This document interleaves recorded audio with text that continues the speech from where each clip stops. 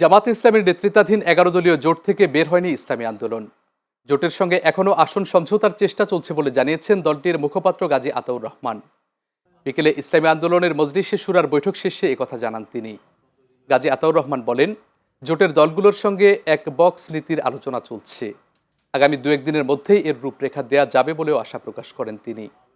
এদিকে আসন্ন নির্বাচন ঘিরে জামাতে ইসলামীর নেতৃত্বাধীন ১১ দলীয় জোটের আসন সমঝোতা নিয়ে ডাকা সংবাদ সম্মেলন স্থগিত করা হয়েছে। বুধবার এক খুদে বার্তায় জামাতের সহকারী সেক্রেটারি জেনারেল এবং ১১ দলীয় আসন সমঝোতা জোটের সমন্বয়ক হামিদুর রহমান আজাদ বিষয়টি নিশ্চিত করেছেন। আমরা সেভাবে বলতে চাই না, আমরা তো এটার উদ্যোক্তা, তাই না? আমাদের শক্তি সামর্থ্য কি এটা আমরাও জানি, দেশের মানুষও জানে। আমি বলি আমরা জোট থেকে বেরিয়ে গেছি বা কাউকে বের করে দিব, এই অবস্থাটা এখনো আমরা মনে করি হয়নি। সেটা সময় বলে দিবে।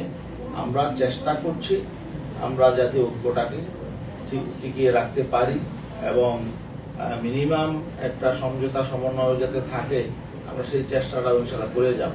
যদিও নানা প্রতিকূলতা আছে, নানাবিধ সংকট আছে, তারপরও আমরা চেষ্টা করে যাব ইনশাআল্লাহ।